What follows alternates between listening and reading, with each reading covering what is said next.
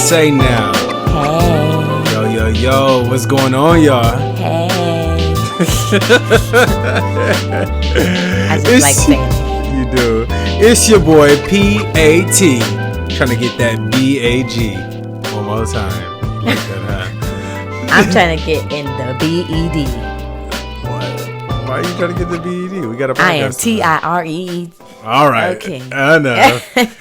You need to go work for Sesame Street. Yeah. All that spelling you doing. Yeah. Huh. Okay, let's get to this. How y'all doing, y'all? Happy Monday.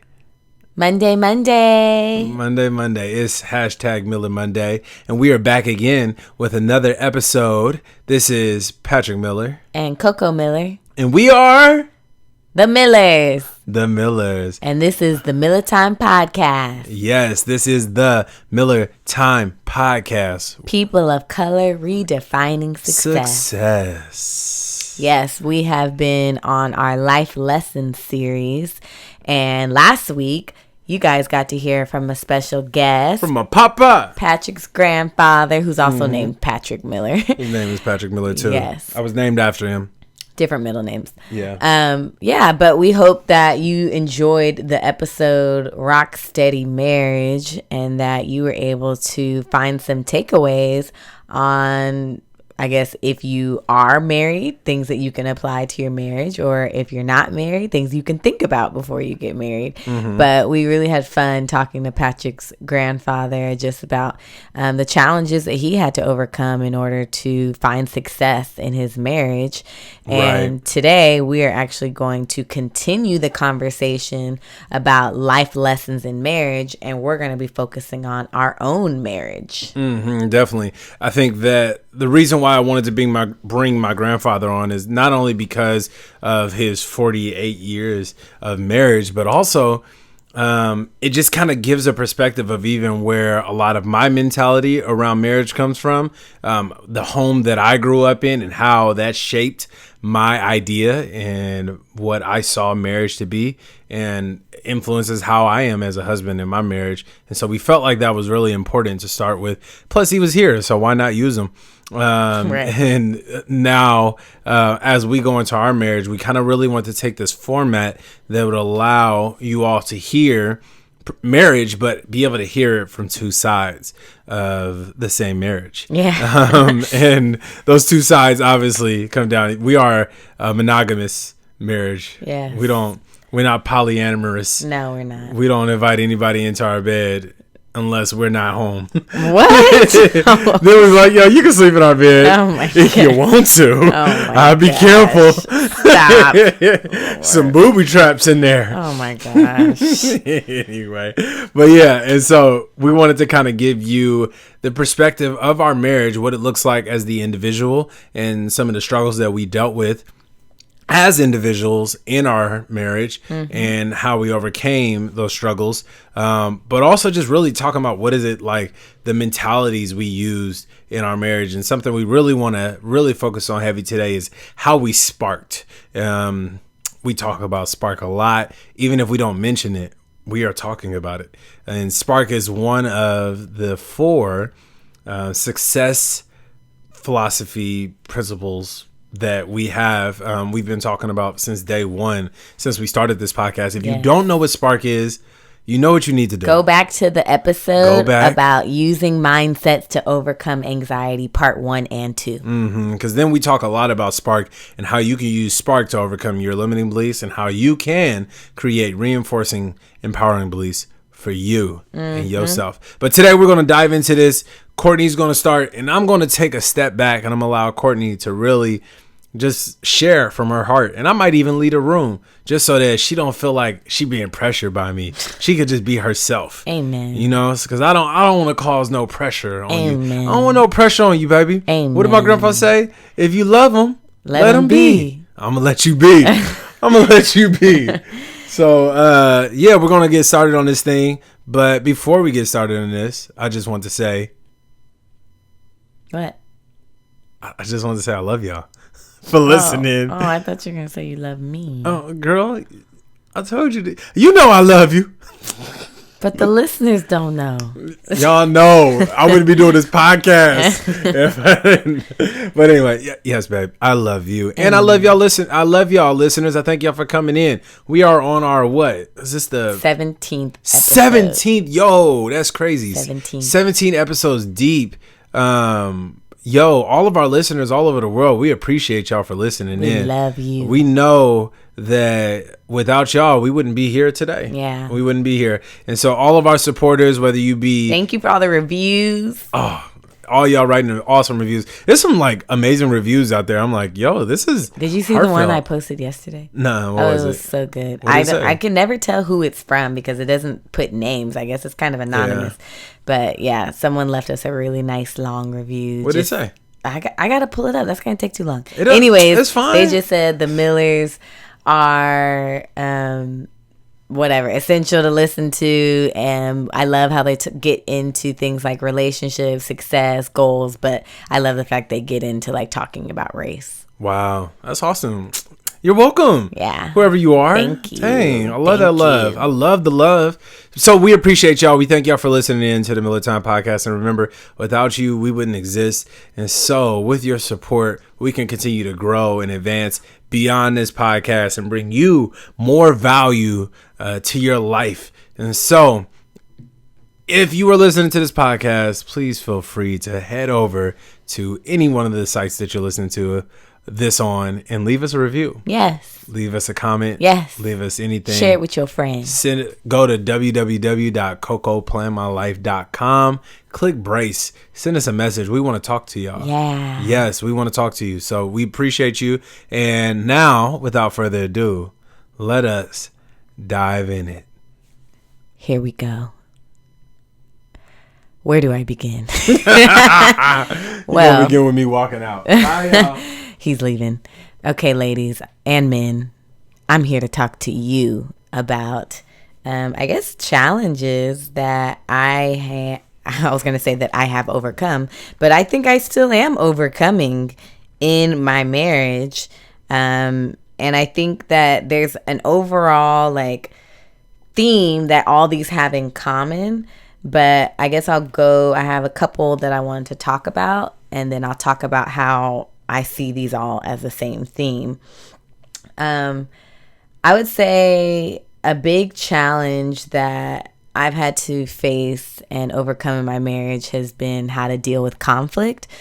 I would say that there's been multiple times in our marriage where I am very an internalizer, where if Patrick says something that, let's just say, either I don't understand or it rubs me the wrong way, or maybe his tone is in a tone that I don't like, then instead of being able to express what's going on within me, I often shut down and I internalize and kind of go into silent mode.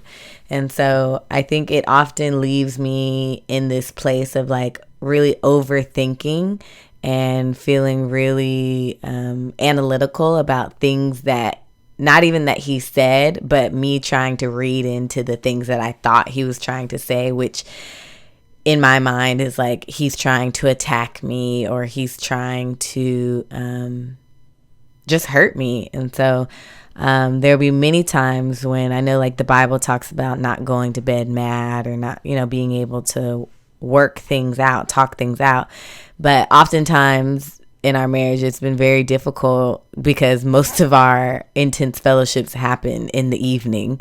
And so I will often go to bed, I wouldn't say mad, but often like not knowing what's going on internally within me and feeling really hurt or feeling offended or feeling just like overwhelmed. And I feel like I don't have the words to be able to articulate to Patrick what's going on. And so it leads to me in my mind going haywire about just unrealistic things or thinking of ways that maybe Patrick isn't the man I thought I married and maybe he really is out to hurt me or whatever it is. And I think that through the number of conflict conversations that we've had, It's also been difficult for me to not take what he says personal, in terms of like, even when he's upset about something or he's mad at me for something, I get really emotional because I don't want him mad at me, or I don't want him showing any disappointment in me. And so like I try to get into like, well, why are you mad at me? And then I start, it's just a downward spiral. I don't know if anyone can relate to this, but I think it can often leave me in this place of like, it's really hard for me to work through conflict because, one, of course, I don't like confrontation, but then two, sometimes it's really hard for me to name and process emotions that I'm dealing with, and to do that in a way that feels safe with my husband. Because when you're mad at somebody, it's not like you want to talk to them and tell them all the things that you're secretly like fearful about or wondering if they're out to get you. Like, you're trying to be on the defense. And so that was something that I have dealt with a lot in our marriage, and I still work through it right now, where it's like anytime there is conflict that comes up, I do need a lot of time to process when I'm upset or when I'm hurt. And instead of letting my mind go crazy with like, he's trying to hurt me, he's trying to do this, I've had to remind myself like, okay, Patrick loves me. Patrick is for me. He's not against me.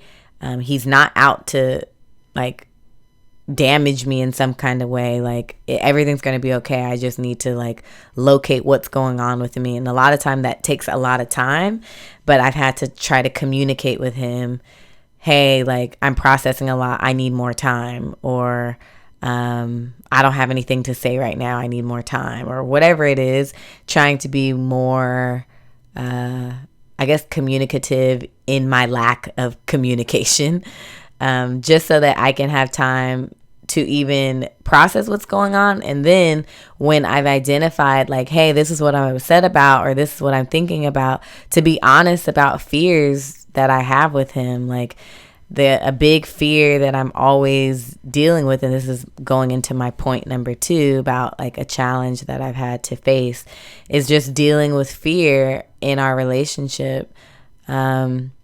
I think in the beginning of our marriage, I was really fearful of like, one day Patrick's just going to leave me. He's going to get tired of me and just be like, I'm gonna cheat on you. You're not fulfilling my needs. I'm just gonna go and cheat on you. I'll never tell you, and then somehow I'll find out through social media or finding some panties in my bedroom. As you see, Patrick's still here. And so there's always been this fear of like, what if I'm not good enough? Like, what if his love for me is not strong enough? Because there's been so many women that have found that their husbands have cheated on them. So many women that see that their husband is dealing with like pornography, or dealing with emotional affairs, or whatever it is. Like, how do I know that what I bring to the table is good enough where my husband will be committed to me and like loyal? And so oftentimes I'll ask Patrick, like, what do you love about me? Or why do you love me? And he never tells me. He just says, I just love you because I choose to. And I'm like, that's not good enough. I need you to love me because of something that I offer, something that I bring to the table. But something that always gets me is when he's like, but what if you don't do it anymore? Does that mean like I'm going to stop loving you because you don't do what I love you for? Wait, does that make sense? You don't do, or you are not what I love you for anymore. And every time he says that, I secretly love it, but it's secretly not satisfying, because I'm like, I need to know that there's something in me that you love so much that you won't hurt me, and that you won't leave me, and that I will be enough. But he won't tell me. So I do love the fact that he loves me based on his decision and his commitment to, and it's not based on something that is whimsical or something that could change. But I feel like even, on a daily basis, sometimes I have to deal with like, fearful thoughts or just nightmares or things of like him leaving me or him doing something that would just hurt me. And I think that when you see the outside looking in, I think people can easily be like, oh my God, you guys are a power couple. But it's like, okay, sure, maybe, sorta, I don't know. But it's like, there's no, like, people can't see often like the struggles or the challenges that we face. They can only see the outside. They can only see the Instagram pictures. And I mean, I think that's why it's important that we're even doing this episode to talk about like challenges and different things that come up and like life lessons that we've learned in marriage, because the stigma of talking about challenges or talking about things that you're not strong in, especially in marriage, because you want to seem like you have it all together. Yeah, I mean, the fear of feeling like, what if, and what would I do if this happens, and is my husband actually committed to me? That's something that I know women deal with, but often it can feel like a struggle we have to deal with in silence. But I'm not dealing with it in silence. And this is something that my husband and I talk about, and I tell him like, I have this fear that you're going to leave me one day, or I have this fear that this is going to happen. And I think I found so much freedom in being able to talk about it with him and to not just let those thoughts torment me, because I think that's what the enemy wants, for you to suffer in silence and to just feel alone and isolated in your marriage. But to be able to use a challenge and find this way of like, I don't have to go through this challenge alone. I can actually talk about it with Patrick, and we can like work on this together, or we can feel like we're on a team together in overcoming this challenge. I think that's been super helpful for me. I think there was one final challenge that I was going to talk about. And let me think. The last one was actually about kind of like this mine versus yours mentality, which mine versus yours to me often shows up like, for example, I am the cleanest person, probably one of the cleanest people that you'll meet in terms of trying to keep my house in order. And my husband, that is just not his strength. And that's okay. He has so many other redeemable qualities that we'll mention at another time. But often there are these piles that he likes to have. And I am anti-piles. I love cleaning up things off the floor, but somehow it's like there's a magnet on his side of the floor that just attracts clothes where they're always on the floor. And so I'll say, Patrick, can you clean up your pile? Like, I cleaned up my stuff, you clean up yours. Or anytime like we get dessert for like from Nations, I'll say, okay, let's split this because you eat yours fast and I like to save mine, and I'm gonna have something to have that's mine. Pizza. Or yes, I was gonna get to pizza. Even with cheese board pizza, anytime we get cheese board, Patrick scarfs his down in like 5 seconds. And I like to save mine, so I have lunch for tomorrow. So I say, okay, we're going to divide this pizza in half. You get 6 slices and I get 6. Whatever you do with yours is on you, but these ones are mine, and I get to do whatever I want with my pieces. And so that has caused multiple intense fellowships, because Patrick feels like it's very isolating to use the words mine and yours in marriage, because when the two become one, there is no mine and yours, it's ours. And to me, that doesn't feel fair all the time. It feels like I'm going to be second best or last because I'm the woman, or I'm the wife, or I'm smaller. And so like with pizza, Patrick is literally 100 pounds heavier than me. So he often does, well, it's not about equality, it's about equity. I'm bigger than you, so I get more slices than you because my body's bigger. And I'm like, that's not fair. Like, you get 6 slices, I get 6. It's equal. And so I think there's this aspect of like wanting to be fair that I often look for in multiple areas of my life, but also in our marriage, where I want to feel like things are fair. I want to feel like things are keeping both sides in mind. And like, let's just say another example is like getting my Christmas bonus. When I got my Christmas bonus, I wanted to be like, oh, great, I get to put all my Christmas bonus in savings. But Patrick had other ideas for our Christmas bonus. And so having the mentality of like mine versus ours has been difficult for me, because it often feels like, well, if everything is ours, then what is mine? Like there's times when it's like, this is my body. I get to do with it what I want. But that's also not biblical, because when you get married and you're a Christian, your body becomes your spouse's and your spouse's body becomes yours. And so I think it can often feel like a prison sometimes, of feeling like, well, then what's mine? Like, am I an individual, or did I lose my individuality when I got married? Like, is it literally like, because I have hair on my head, that is it my hair or is it our hair? Or like, what is mine? What is yours? What is ours? And so I often feel like there's this part of me that feels like I need to defend myself. I need to advocate for myself. I need to have something that's mine, something that I have jurisdiction over, I have control over. And I think that's really what it's about, like having control, having something that I can have complete control and say over what I want to happen with it. And when you get married, you give up control because you want to put the other person's needs before your own. And so with giving up control, it often feels like, well, what if that other person doesn't have my best interests at heart?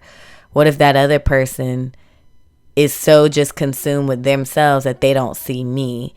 And I mean, that's never really been a concern in our marriage at all. Like, Patrick is the most selfless giving person, and yet I still have this fear that, like, is he going to be selfish and only consider himself, or am I always the one sacrificing needs so that he can have his needs met? But I mean, history has proven time and time again that that's not who he is. But I think, like, when you get married, there is this fear that, like, when I give up me for you, are you going to give up you for me? And there's no guarantee that your spouse is going to be selfless and as giving, and that it's always going to be 50-50, that there's moments where it feels like you're giving 100 and they're not giving 100, and they're maybe only giving 33%. But it's like this hope and this desire that, like, when the two become one and it's not mine versus yours, it's like now becoming ours, that we're both looking out for each other's best interests, and we're both seeking to be able to take care of each other. And I think the whole fear thing and the whole, like, fearing of conflict and all these things that I've talked about have often been obstacles that have furthered this, like, separation between him and I, where it's like, I have to be able to defend myself. I have to be able to protect myself, because if you hurt me, I need to be able to take care of myself. But again, that's not logical. It's not rational, and it's often based off emotion and fear. And so that's been something that I've had to overcome in my marriage. And I would say overall, the big life lesson in all these 3 points of, like, the challenge of dealing with conflict, the challenge of dealing with fear, and the challenge of dealing with this, like, mine versus ours mindset, really has to do with, like, getting to the place where I see Patrick and I as being on the same team. Like, we are a team. We are not enemies. And I think when you are thinking in this, like, fear mindset and mine versus ours mindset, and, like, you know, shut down internalization mindset, it often can feel like it is me versus you, and we are not on the same team because you're obviously not seeing me, or you're not hearing me, or you're not understanding me. So I need to defend myself from you, or I need to attack you because you attacked me. And it's almost like thinking of like a battleground, like marriage and life, and every analogy you can think of can be like a battleground if you choose to view it that way, where it's like it's me against you. But I think what I had to get to the place in these 3 themes that I shared is realizing that like there's a reason why we got married. There's a reason why we're the best of friends. It's not because like we just get along all the time, or we see eye to eye all the time, or like things are easy. Like our relationship is strengthened through the challenges that we go through. And I learned that like no matter what, Patrick is on my side. We are the same team. And if we're fighting not against each other, but we're fighting something bigger than each other, like we're fighting this conflict. I'm not fighting you, I'm fighting the conflict. Or I'm not fighting this, I'm not fighting you and wondering if you're going to like leave me. I'm fighting this fear that seems to like try to attack the both of us. And so I think that spark of like the limiting belief that I had was like, you are my enemy. You were trying to hurt me. I think through the numerous experiences with conflict, or even in not conflict, but just having good moments between us, has showed me that like, that experience of seeing Patrick as like someone that is not out to get me, but actually loves me and wants to lay down his life for me, has showed me that like, we are on the same team. We are fighting for the same things. And I think that life lesson has been transformational for me, because even though I'm not reminded of it in every moment of every conflict or every thought of every fear, but it's sometimes when I take a step back to like be like, oh, let me just think for a second. Okay. Am I really mad? Am I fearing that he's out to get me, or am I fearing something bigger? And when I take that moment to like step back, I realize it's actually something bigger than him or I. And so then I realize, okay, we can do this together. And so I would say like a practice that I've taken to be able to get myself in that mindset. It's not something that I feel like I all the time have like immediate access to, like I mentioned, that it's often something I have to like take time to think about. But something that I do to be able to get me to overcome these challenges is sometimes just having like a mentor, or having like another woman that I can talk to about the way that I'm feeling. And the way you're talking to a good person about your marriage is when they push you to draw closer to your marriage, not away from them. And so like if there is something that I feel like I can't talk to Patrick about, a challenge that I'm dealing with, I usually will call up one of my married girlfriends and I'll say, this is something I'm dealing with. And the girlfriends that I surround myself around are always pushing me to talk to him, pushing me to be open with him, pushing me to be vulnerable with him. And I've always noticed that when I actually do that, like when I draw closer instead of draw away, that it makes our relationship so much closer and so much deeper and so much more fulfilling. And so I guess that would be a best practice that I would encourage all of you ladies and men, because these could be things that either gender can deal with.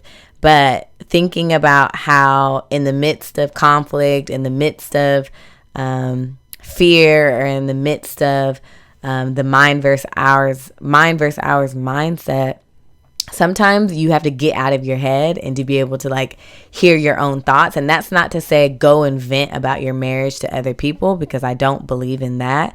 What I do believe in is having like a safe person that both people in the marriage are okay with you going to talk to, and that both people feel safe with. And so that there's like a understanding that, hey, like when there's challenges that I'm going through, like this person is okay with both of us to be able to confide in, and then being able to know like where that person stands, that they're not going to lead me away from my husband. They're going to actually draw me closer.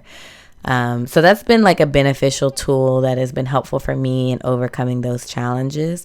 And I know there's plenty of others that we can go into, but I think for right now, I think that would be, something that's been really helpful for me in my marriage. And it's something that I continue to sometimes even have trouble with, because even opening up to people about your marriage can feel scary and be like, oh, well, I just want them to think that we have it all together. I want them to just see us as the power couple.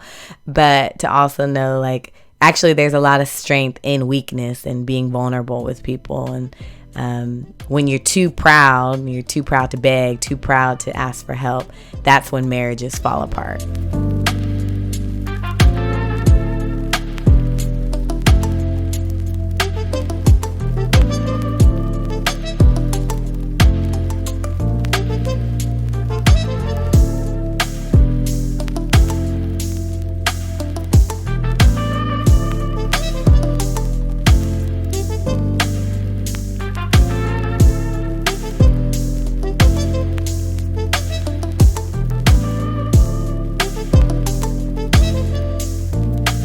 There's so much that can be touched on. Just being a man and kind of like the times we live in, and what you see around you in the world, and like about relationships and what marriage looks like now, and like even just the like desire to get married. I think really can come from what you see around you. But what I wanted to talk about was just kind of like the expectations I had as a young man coming into marriage, getting married, and like how those expectations were met or how they weren't met, and what I did about that. Especially with getting married, there are some expectations you may have about your wife, and you think about the person that you want to spend the rest of your life with, and you imagine who that woman is and who she would be and how she would be to you on a daily basis, how she would treat you, how she would take care of you, how she would, tend to the house and all these different things and support you and be to your kids, and how she would raise your kids and all these different things. You have all these expectations, and then you get married and you got to throw most of those out, and you're like, do I want to be with this person anymore? So I wanted to talk a little bit about that, about just kind of like the expectations. When I was probably a kid, I was probably maybe 15, 16. I knew that I wanted to get married early. I knew that was a desire for me. Growing up in church and growing up in a home where I had my grandparents who were married, but also like being in a church that really like encouraged us to like remain abstinent until marriage. It was a desire for me. I was like, well, I ain't gonna wait too long, so I need to hurry up and get married. So that was definitely a desire for me. And so I often thought about what would it be like to be married. I often thought about who my wife would be, the type of woman she would be. And I think a lot of times I imagined, I don't know, like if I thought about as a kid who would be my wife, I often thought about like maybe a woman who would be just this loving, supportive. And guys, as you're listening to this, maybe even now you're like thinking about it in your mind. If you think about the woman that you want to spend the rest of your life with, like this is the woman that you're going to be with, like she got to be down. She got to be with you. You know what I mean? She got to be supportive. She got to be a friend. She got to look good. She got to know how to take care of a house. She got to know how to clean. She got to be supportive. She can't be disrespectful. When you make decisions or you do something, she can't be nagging you or backbiting and going and talking to her family or her parents about it. She can't. She got to love your parents. Maybe she got to love your parents. Maybe this isn't for everybody. Maybe some people don't care about their parents. But for me, my family was important in my life. And so I was like, she's got to love my parents. She's got to be interested in the things that I'm interested in. She's got to be attractive. All these different things. And I had all these different, like, just kind of like thoughts of what I thought a marriage, what would make a marriage easy. And really, like, who is a person I want to spend the rest of my life with? And it's got to be somebody who's easy that I can be with. And so as I met Courtney, not that I met Courtney, as my eyes were open to see Courtney as someone who was a potential to be with, I saw a lot of that. I saw a lot of someone who was attractive, someone who was a friend, someone who was down, someone who I could have conversations with, someone who was supportive, someone who like was very like just communicative, someone who like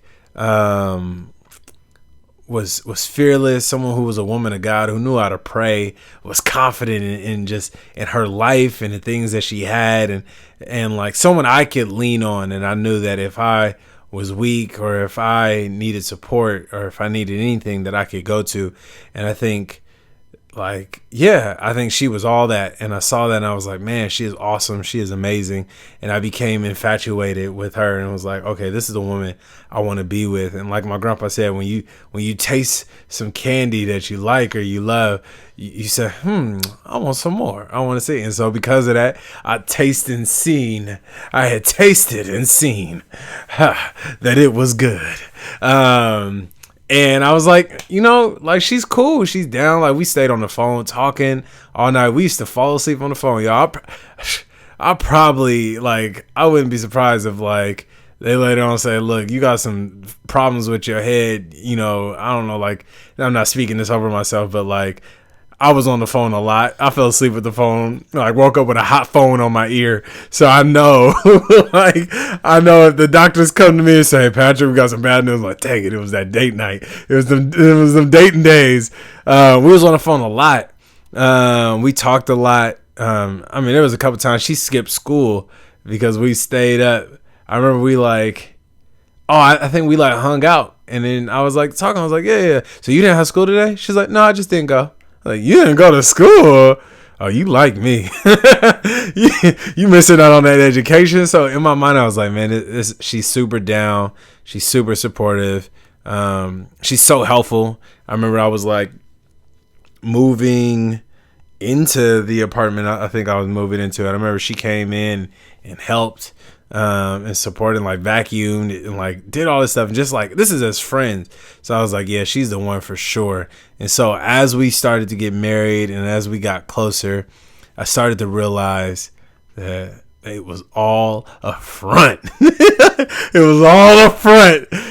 She put up this real beautiful bubble, this real awesome image. She knew I was hunting for beautiful fish. So she looked dressed up as a beautiful fish, and I cast a beautiful net to catch me a beautiful fish. And when I got that fish and I pulled that fish into my boat, I realized that, I said, hold up, wait a minute. Something not right. You ain't who I thought you was.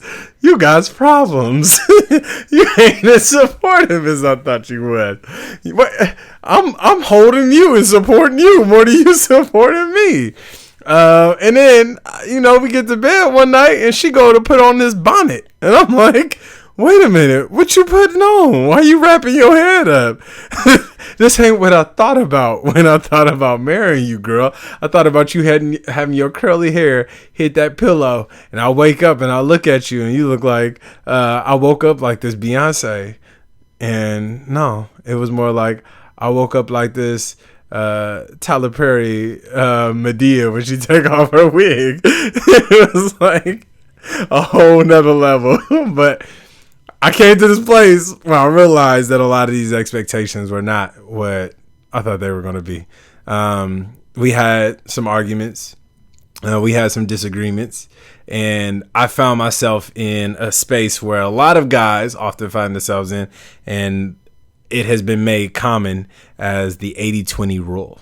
It is when you are with a significant other, you are with the person you love, you're with them and you see them and you see all this amazing stuff about them, but then you realize that though they got the 80%, they missing 20%. And what tends to happen for a lot of guys, and what I've made the mistake in my past, is that if I see someone with the 80, but then I realize they don't have the 20, then I happen to look elsewhere and see a 20. I think, oh, let me go leave the 80 to go get the 20 and make a lot of mistakes. But I did not do that.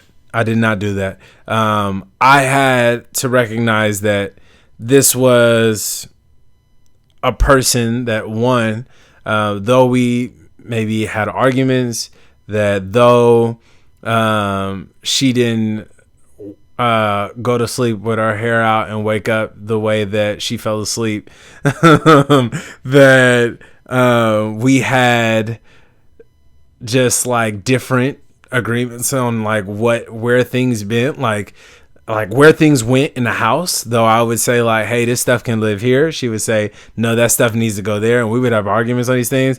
We argued about where the TV would be, whether the TV would be in our room or whether the TV had to be in the living room.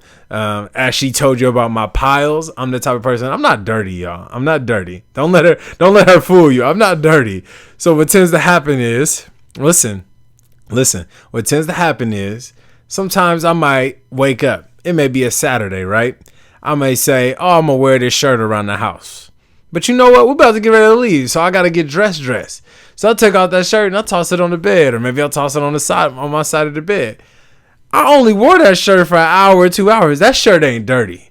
So that shirt ain't going in the dirty clothes. So that shirt's going to stay there. And it's going to be it's going to be a semi shirt. It's not dirty. It's not clean. It's semi.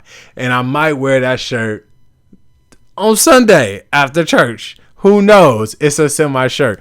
But then I start to have a pile of that. It started to build up. And then she like, this stuff needs to go somewhere. This stuff needs to be. My wife will walk around the house and try to throw everything away because everything needs to have a place. If it doesn't have a place, then it needs to get thrown away.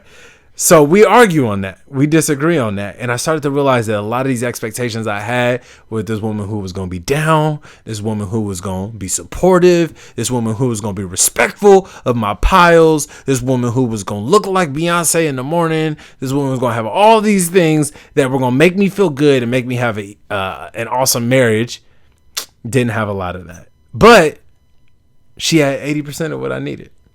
And so I had to come to this place. I had to recognize, I had to ask myself, am I focusing more on the things that are problems or the things that I don't have, more on the things that I do have? And if I'm focusing on the things that I don't have more than the things that I do have, then am I missing who she truly is? And what would happen if she were to look at me and all my flaws and all my weaknesses and see only the things that I did not have, and that was the only things she talked about? That was the only thing and like, imagine if she walked around every day just, and in her face, I could see it in her face. She didn't say it out, but I knew that she was looking at me and she was seeing all of my flaws and all of the things that I lacked. I know it would make me feel terrible. So I had to come to this place and I had to recognize that just as I have plenty of weaknesses, that my wife has weaknesses too. And if I am allowed, if it is okay for me to exist in this world and have the weaknesses I have, then it is okay for my wife to have the weaknesses she has. And once I came to a place of accepting that, how I had to spark and switch my thinking was I had to stop focusing so much on what she did not have and start focusing on what are the things that she has. What are the things that she offers? Look at the things that's amazing about her. Look at all these different things. But that all had to start from a choice that I was going to love her regardless. That I was going to love her regardless of what she offered, regardless of what she brought, regardless of how supportive she was, how respectful she was, all these different things, that I had to make the choice that I was going to love her. One, because we already married, we already in this thing, and we don't believe in divorce. And so because we don't believe in divorce, then we just gonna have to work it out regardless. But before we even got married, there was something that made me fall in love with her. There was something that made me see her and say, I want to be with her. And if that was what brought me to her, then I was going to focus on that regardless. And so as I began to switch my mindset from looking at the things that she did not have and started to focus on the things she did have, I realized that it really was 80%. Like, it was the 80-20, that there were 80% things that she had that were amazing. And the 20% she did not have, it didn't even really matter. Because it was probably just things that I saw in myself that were my strengths, and I wanted her to have those strengths too. She didn't, maybe she didn't look as beautiful as I did in the morning. And so because she's rolling her eyes right now. She didn't look as beautiful as I did in the morning, but that's okay. That's my strength. I'm going to cover. So when our kids wake up in the morning and they need to come in here and see the kids, I know I'm going to have to put the pillow over my wife's face so they don't get scared. And I'm going to be the one that the kids come to because they're going to need to see a beautiful parent. And that's all right. I'm going to be here for my kids.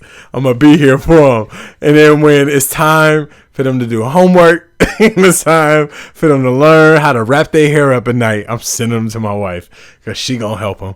But I begin to focus on the things that my wife had as strengths. And because of that, I was able to actually stop looking so much at looking at the negative and focusing on the negative. But what I also became to be able to do was I was able to look at the negative and the positive and see it as one whole person and love her regardless. And I think that's like one of the challenging things I never really learned before I got married, and was something I had to learn during marriage, is how to love somebody like in their weaknesses and in their strengths. I think it's one thing to say, I'm gonna only focus on your strengths right now because right now you're like frustrating me, and I'm gonna focus on your strengths so I can just see that.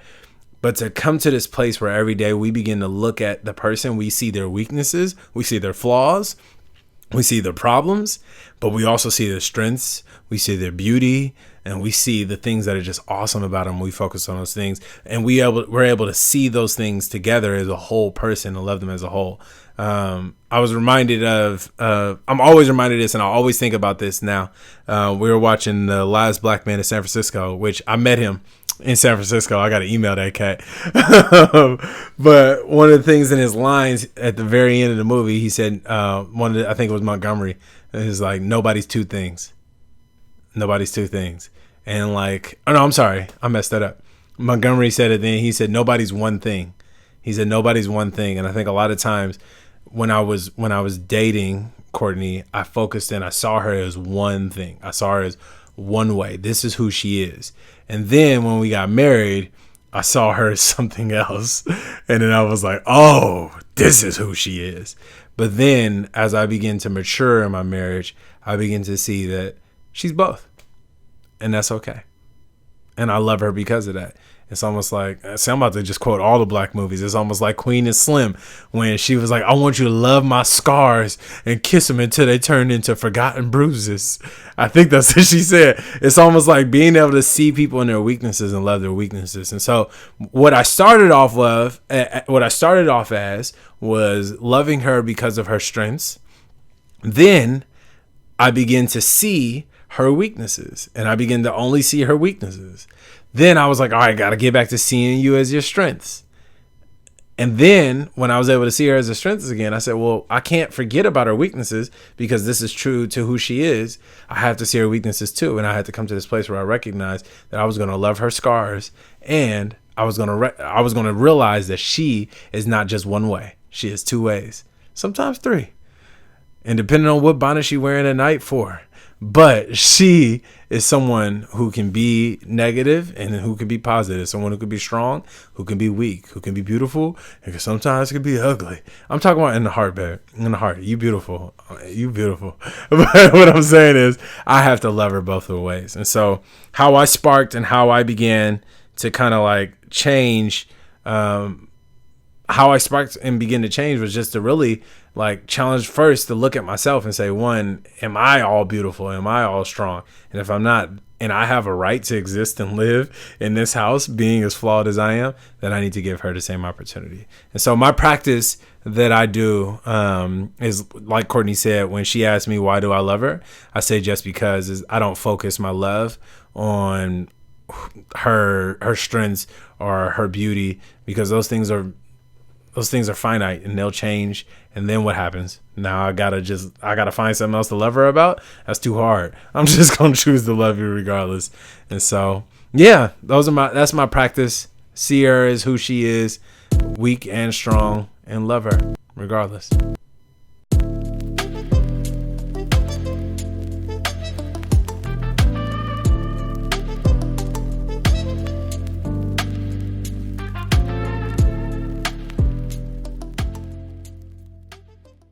Amen. That was beautiful. Was it?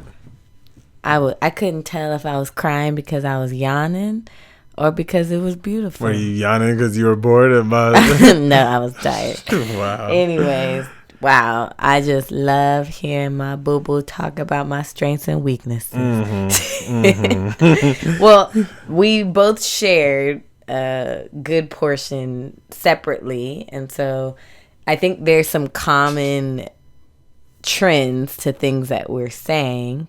I mean, the overall theme in what we wanted people to take away from this life lessons is not just focusing on the challenges that we face in our marriage and how we walk away with life lessons from those, but like hopefully some practices for how you can spark yourself to be able to work through challenges that you have in your relationships. Yeah, I want to like even talk about that because I think one of the common things is that we both dealt with spark. And just to kind of like talk about what spark is the ability to create an experience for yourself that will either transform your limiting belief into empowering beliefs or reinforce empowering beliefs.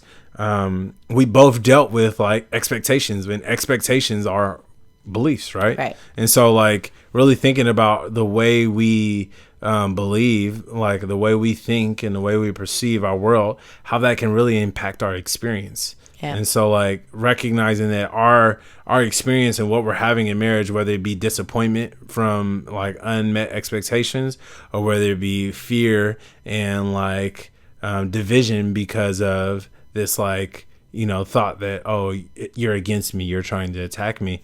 Like those are beliefs, and like how much beliefs can actually impact your marriage. Yeah, I mean your relationships. I mean everything, right? Everything. I mean, our beliefs are often based off the things that we saw, the way we were raised, or media, or it's like nobody knows how to do marriage. That's true. Nobody knows how to do it until you did it. Right. Yeah. I mean, we know how to do 3 years of marriage. Oh, for sure. I can lead you through 3 years, yo. Don't ask me about 10 years. Don't ask me about marriage with kids either. We haven't gotten there. For sure.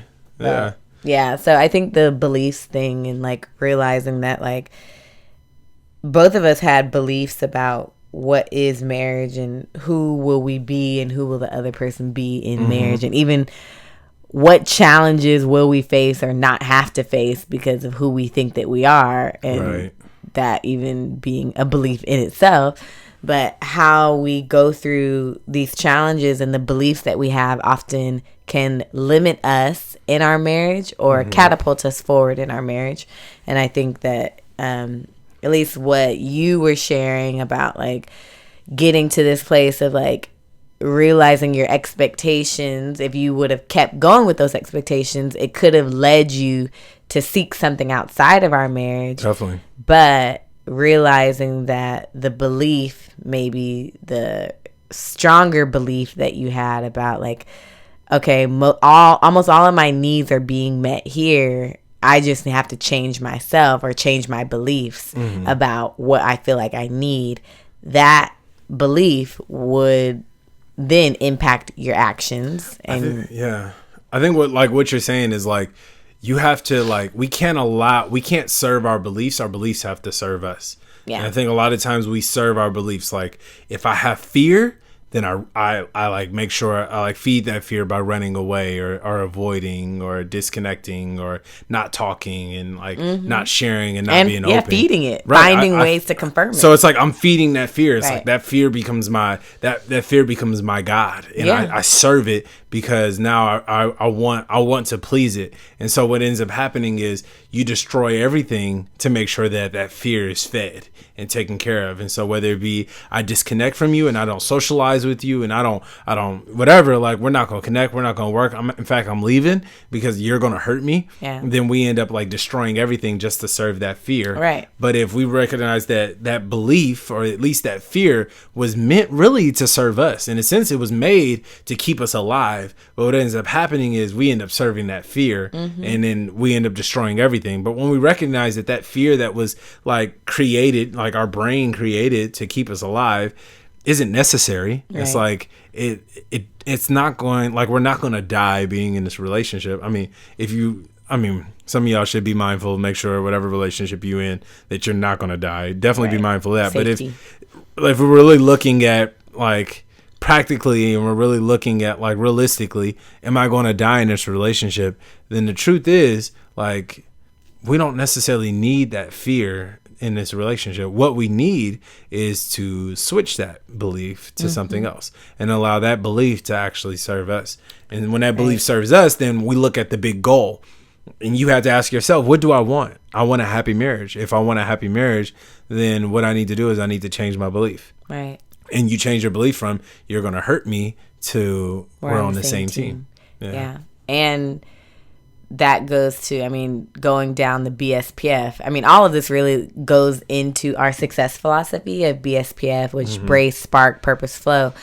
I think with what you're saying is like, what is the bigger goal? What is the purpose of our marriage? And not being driven by only momentary things of happiness, or like, you make me feel good, or you do this for me, but like, okay, this has to be bigger than just me or bigger than just you. Yeah. Like, what are we working toward in our marriage? And I think being reminded of that my marriage is not just about me and how I feel.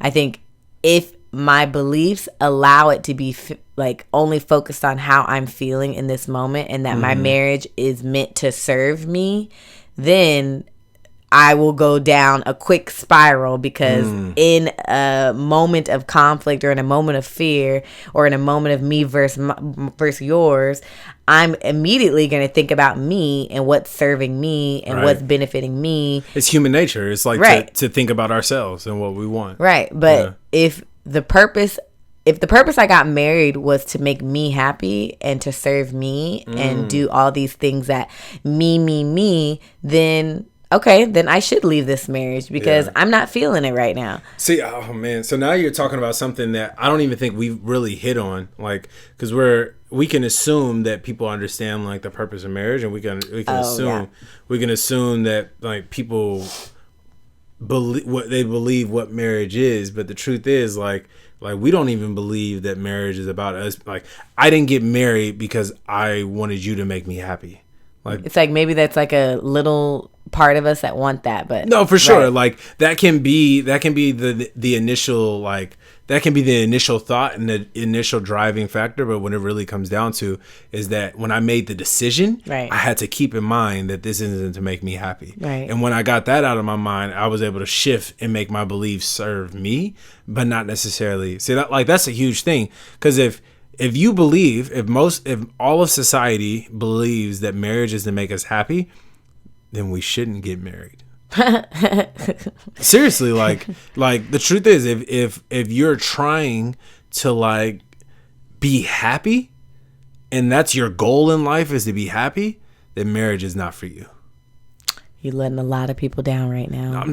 I thought when I got my boo and I get cuffed up and I finally got somebody to cuddle with when it's cold, I'm going to be happy. Yeah. I mean, maybe that's the belief that a lot of people need to shift, whether it be around fear, whether it be around expectations that my wife is supposed to be perfect, or that my marriage is supposed to make me happy. Then what ends up happening is you end up like having an unhappy marriage, or you end up having an unsuccessful marriage, because the focus is to make you happy, when really we didn't get married to make us happy. Christians, we say we got married to be holy, right? Like, that's the Christian belief. But what does that mean to the world is we didn't get married to be happy. We got married to make the other person happy. I'm looking at my wedding vows right now, which just so happened to be on our wall in our office. And I literally put, I vow to love you as Christ first loved me, and I vow to sacrifice myself and to serve you. And I think even in that moment, I don't know the weight of those words, like to sacrifice myself and to serve you. Like, literally, I'm gonna pull that up every time. Every time I ask you to do something, you feel like, I'm gonna be like, let me go over and get the magnifying glass and look at these vows real quick.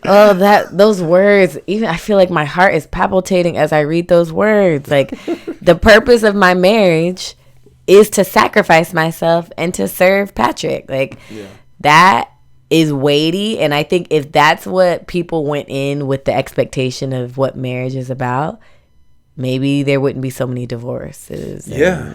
I mean, and like, even to think about it, I know that probably, even hearing people hearing you say that is probably making some people uncomfortable. Like thinking about sacrifice, or even just like the fact that you as a woman are saying that you got married so that you can sacrifice and to submit to a man. And like, you submitting yourself to a man. Why you got to do that? Like, I'm sure that's making a lot of people uncomfortable. And like, and rightfully so. Rightfully so. It should make you uncomfortable. And at the same time, that does not mean that as a man that men are like, yes, you got to submit to me. But also, it means that I submit to you. Right. I think people forget in the Bible when it tells wives, submit to your husbands, it says as unto the Lord, which is, we're not submitting to our husbands because they just have all power and authority. And I mean, they do over our lives, but we're doing it unto God. And so when I submit and I sacrifice and I serve Patrick, I'm doing it as if I'm doing it to God. And so that goes back to like the purpose thing. Like, when I think about what is the purpose of my marriage, is it to make me happy? Cool. Maybe sometimes I feel like it is. But the overall purpose is to be able to serve God in my marriage. And so when my beliefs are stuck on myself, then that's when the unhappiness comes, when I get stuck in the whole selfish thing and realize how my needs aren't being met. But when I get into the thing of like, well, what is the purpose of this marriage? Like, why did I get married to begin with? Like, if it had only to do with all the good, lovey feelings. It's like the ultimate goal. What is the ultimate goal of marriage? Like, yes, there are some like things that come with it. Happiness, love, good feelings, those are the symptoms. Sex, all these things. But like, that's not the ultimate goal. Right. Yeah. And being driven by the ultimate goal helps you to overcome the challenges, I think, a little bit easier, because if you don't know why you should get over your pride, or why you should take the humble route, or why you should kill those expectations, and it's really just all about you, then there's nothing that's going to be able to push you to go toward that route. It's only going to be about you. And so I think what I was saying about BSPF is like, we've talked about spark, we just talked about purpose, but even like Patrick talked about like flow, with being able to talk about like our strengths and the things that make us unique and the things that like we're strong and operate in. I think realizing that like in our marriage, there's going to be things that each of us are strong in that the other person's not, and being able to see those things in your spouse and realizing, like, for example, with the whole me versus ours mindset, Patrick is really good at being able to like see us as a unit and like to see us as like a collective. And I think that sometimes I get more caught up in the selfish mentality of like, no, it's mine. And I feel like that's more of like a baby. Like, when you think about siblings, like, that's like a baby or only child mindset. That's kind of how you and your brother are, though. I mean, I was the oldest child, so maybe I get that mindset because I feel like I had to sacrifice a lot for my brother. And it's like, finally, it could be about me. And it's like, no, it's not, because now I'm a wife and I have to think about him. But anyways, I say that to say there are strengths, I think, that both of us have, that when I am able to think to myself when we're going through challenges, like, okay, Patrick is actually really strong in this, and he's bringing up a really good point. Or like when I'm in like shut down, silent treatment, internalization mode, and he's like really communicating, he is operating in a strength of something that I'm not good at when I'm dealing with high emotion. And so it allows me to be able to see more of the things that like I love about him, the things that make me so happy that I'm with him, and actually make me want to be better. But oftentimes being able to have the spark moment, being able to know the purpose and be aware of your purpose in your marriage, being aware of your partner's strength, is often connected with like your brace, the people that are around you and the people that you're allowing to like feed into you and feeding into your marriage. Definitely. And so that kind of goes back to like what my practice was about, like when I'm dealing with struggles and challenges, like I have like a couple safe people in my corner that I go to, and those safe people always bring me back into like going back into my marriage to like work things out or to talk things through or to like remember who my husband is, that my husband is not out to hurt me, but that I can talk to him, I can face these things, we can do it together, like we're a team. Like even as we're like talking about this, I'm like, it's a lot of work for marriage. It's like a lot of work. The fact the fact that you gotta have like another team that just supports you in how to be in your marriage. The fact that you gotta like sacrifice and you gotta give up. It's almost like to a lot of people can be like, why the heck am I getting married? Like, why would I want to get married? What for? That's like, why when people tell me like, I just want to be married, I'm like, right. No, you don't. No, you don't. Well, like you do, but you're thinking about all the things that like media will show you, and Instagram outside, will show you. You're being like me as a man who is like just thinking about all the great strengths that like come with marriage, but you're not actually thinking about like the challenges and the weaknesses. The sacrifice. No, for sure. But also like if I can just think about like marriage, why would any person want to get married? And I think about us and who we are as a married couple. Maybe, and this is my personality. I've learned this, that I do a really good job of jumping to the future. So if you guys are listening, you'd be like, what in the world he's talking about? Just know my personality. I tend to live like 100 years into the future, thinking about every action I do. He's always thinking of ideas. Yeah. But like I think about society and I think about the structure of society and how society exists today. That has all started from the family. Yeah. Like that's all started from people coming together, having kids, creating some type of like rules of engagement, how we operate, our values, all those different things, and people getting married and like really like businesses started in families. It wasn't like 2 families or 4 families got together, or the dads in those families got together and created something. It was like there was a family business, and from there society, the culture and like the values and the systems in that family got out into the society, and society adopted those and started other businesses. So you really think about how much family has impacted the way society exists today. When you think about what marriage can do, marriage can literally impact the way the world will look 100 years from now. Like when you really think about that, marriage can impact the way that people operate like 100 years from now. Because when 2 people come together and they decide to change their individual lives, like, just think about how powerful that is. 2 individuals who are coming together and changing the way they do things. And they're coming together and they're saying, as a collective, we are going to operate this way. And we are going to raise a child who is going to operate this way. Now, when that child grows up, that child is going to go out into the world. And whoever that child becomes, that child will take those values and those systems with them. And they're going to impact the world. Like, they're going to get together with someone else. They're going to come together and they're going to change, and they're going to bring that together and create like families, like impact society, and they can change the way the world will look in 100 years.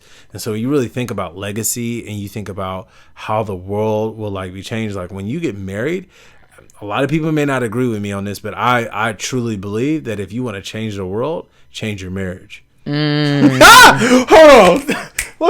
Let me walk away real quick. That's going to be the audio clip. Walk away real quick. He literally got up and walked away. If you want to change the world, change your marriage. And of course, that's for married people and single people. If you want to change the world, change yourself. Yeah, like, you have to. Yeah, You got to start within before you can do anything else. But when you realize the sacrifice and the love and the care that goes into a relationship, because relationships are super fragile. Like it can take years. It takes years to get to a place where like it's a solid relationship. It only takes one moment to destroy it. It only takes one moment to destroy it. And so you realize how fragile like that is. It takes a lot of work. It takes a lot of work. And so if that's not like, marriage isn't for everybody. I would say marriage isn't for everybody. But if you want to get married, then you got to realize it's not about you. Like it's not about you at all. And so that brings you to the place of like you're able to spark, which is all about like micro and macro adjustments here and there in your mindset so that you can be who you need to be successful in your marriage. I'm just still stuck on that statement you just said. What's that? The one. If you want to change the world. Right. Yeah. Change your marriage. No, for sure. But I think also what you said to those that are single or those that are not married, maybe you're dating or in a committed relationship but not married, being able to look at yourself and realize like the beliefs and mindsets that you have about yourself and about marriage, also about like what you believe the purpose of marriage to be, what you believe your strengths, like who are the people that you have around yourself to either support you in your marriage or to support you if you want to get married into moving into that direction. But I think that everything that we've talked about, even with this life lesson series on marriage, is to be able to, one, of course, look at the challenges that we have faced in our personal marriage and what are the things that we're doing to be able to grow, to be able to move past these things, but also to be able to realize how like just because like we have these challenges right now, like, and we can say, okay, we overcame those. Like there's always going to be something new. There's always going to be another level. There's always going to be more that we have to face. Yeah. But realizing why we believe like our success philosophy, BSPF, is so important is because we can apply it into every area and every stage of our marriage. Yeah. So at stage 3 years, right, where we're at right now, we've been able to look and to use this success philosophy to apply it and be able to see growth in ourselves and in our marriage. And we know 10 years from now, when we have 3 kids and we living in Oakland in the hills or something, we are able to still use this philosophy to be able to find success in our marriage. And so again, if you guys haven't listened to that BSPF episode, it is, I believe, our second episode. I believe it's called Redefining Success, our success philosophy. Go find it. Second episode. Yeah. Let's get in there. But yeah, to end with reflection. Well, before you jump on, you always jumping. Go ahead. I was gonna say like something that I really want to tap on what you're talking about is like that you're always in relationships, you're always working, like you're always struggling, you're always fighting. And sometimes like just thinking about like my struggle and thinking about your struggle, my struggle probably started in the beginning of marriage and it was something I worked on. But your struggle, how long have, like, when was your struggle? All throughout. So like thinking about that, like for some people that can be a red flag where they're like, I'm still dealing with this. We're not growing. We're not dealing with this. And I've heard people say that, like, I feel like I'm in the same place I was last year. Like I want growth. And a lot of times like we can get so caught up on like moving on and getting done with things and not dealing with anything. And this is over in my life. And I think something my grandpa said that like, I think I just could never have fathomed is like once an addict, always an addict. That every day he would wake up and tell himself, Good morning, addict. Good morning, alcoholic. Like the fact that like when you're dealing with these struggles, you always will struggle. Why? Because you are always weak. Yeah. You're always weak. You always have weaknesses, no matter what. Like if you spend time like working on one weakness and you spend 2 months working on it, if you go to the gym and you say, oh man, my quads are bad. Every day I'm gonna go in there and work on my quads. Guess what's gonna be weak now? Your hamstrings. You're always gonna have an area of weakness. You're always gonna be weak. There's always gonna be an area of lack. And so being comfortable with working on yourself, being comfortable with problem solving, being comfortable with talking it out is like a huge thing. Because I think it can be like me where I say, I figured this out, cool. And it could come back later for me. Like it could be some more expectations that I had around having kids that aren't met. And now I got to deal with this. It could be like you where you're constantly dealing with this and having to face this. And so being comfortable with like being uncomfortable. That is so uncomfortable. And and realizing that like, even I know we didn't get into all the research about marriage that we had prepared, but being able to realize that like with the divorce statistic being pretty much 50-50, it's like that's scary knowing there's a 50-50 chance that people are not able to figure this out. Like it's either I do not feel equipped with the tools to be able to figure this out. I don't have the strength to be able to figure this out. Our marriage is too fragile to be able to figure it out. Like, there's so many things that can, like you said, make this marriage thing very fragile and weak. But realizing, I think, with like my life lesson that we're on the same team, having that mentality to realize that no matter what, we're fighting for the same thing. We're fighting for something that's bigger than us. And being driven by that and knowing that, like, even though, like, I have my bonnet on, even as I'm recording this podcast, like, I know you love me. You're not married to me just because I look like Beyonce 24/7. I don't even want to look like Beyonce because I'm Courtney. You are. And so being able to have these kind of conversations with each other and to be honest, I think that was something I wanted to say earlier about, like, even your grandpa mentioned on last week's episode about being true. Yeah. Like, being true with each other. They're like, your partner is not someone you need to hide from or someone you need to protect yourself from or defend yourself from. That you're a team. You're able to, even in your weaknesses, even in the challenges that you face as individuals and as a collective, that you're meant to do this together. Definitely. Yeah. I mean, I think this is like such a good like episode, just like as we've been talking about, not to toot my own horn. This is just such a good episode. This is a great podcast. Like, we are the best hosts. But like, as I think about like just both of our struggles and like the struggles that we deal with, that a lot of this comes down to, are we willing to work it out? Like, really, like, are we willing to work it out? Like, do we want this marriage bad enough that we're willing to work through our problems, whatever it comes up, and that we have to be true to whatever, like, we have to be true to ourselves so that we can do that. And so, like, being honest about where we are, being honest about who we are, being honest about what we see, and being able to accept those things and love, be true to myself that I see your weaknesses and not just try to hide them from myself, and then to the point where I can't take it anymore and now I snap and I'm going off.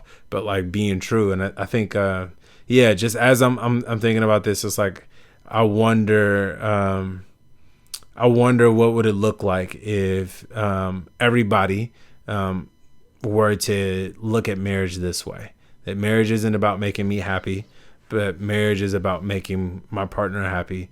And that if I'm here to make my partner happy and love my partner unconditionally, meaning I don't love you because of, or I don't love you for, but I love you just because, that if we were to love each other that way, and that we were to, see marriage as something that we want to make happen, like, what would those statistics look like? Yeah. Like, how would they shift? But I think we live in a society that's so focused on self gain and selfishness, and it's not our fault. Like, it's come from the generation before and the generation before and the generation before, and society structures and social media and TVs and all these different things, like, really telling us it's all about self, and all we see is self. And so when we live in a world that's so hard to achieve and become successful and overcome, then all you can think about is taking from others. Like, that's all you can think about. Like, oh man, it was this crazy dude, David Icke, who's like whatever is the theorist, what are they called? Conspiracy theorist. He was saying like a bunch of crazy things, but he said, listen, all that aside, if you look at the world, the way the world is set up, it's not set up for you to succeed. This education system, the tax system, all these different things is not set up for you to succeed. The only way you're going to overcome is by loving each other. I'm like, bro, hold on. Nothing you said matters. Everything else you said, I could throw out the window. That right there, the fact that this conspiracy theorist is like out the wall would just say that the only way you're going to fix the problems is by loving each other. He didn't create that. Jesus did. He did. but it's facts though. It's like, man, like, what this comes down to is like, if we can shift that mindset, if we can see each other, and I think that's as people of color, as people who are trying to be successful, what it comes down to is that the way for us to be successful is with each other. And the way that we work with each other is not looking at self and how can I gain?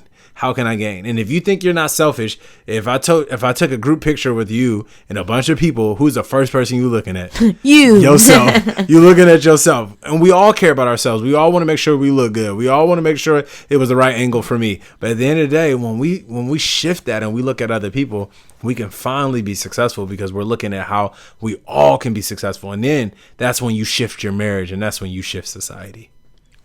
Deep. Man.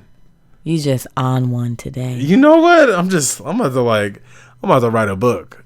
You should. Or he's such a good writer. I'm a speak a book, and I'm gonna let somebody else write it down. Yeah. He's just inspirational. Yeah. All right. So let's move on. You ready to move on? I'm ready to reflect. I know it. All right. Here. All right. Hold on. I'll let you say it. Let's reflect. I mean, there's so many things that we could have you reflect on. I guess we reflected. Let's end with a challenge, right? Yeah. Yeah. So I would say the challenge that I would want to encourage you all to apply, I'll leave one for married and non-married. For married, when there is a challenge that you are facing, how can you be true to yourself and also to your loved one?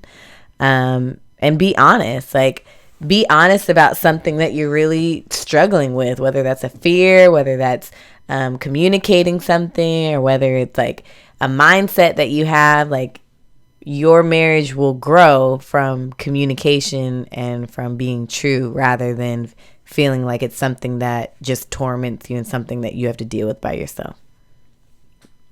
That's mine. That's good. Thank You want me to leave the other one?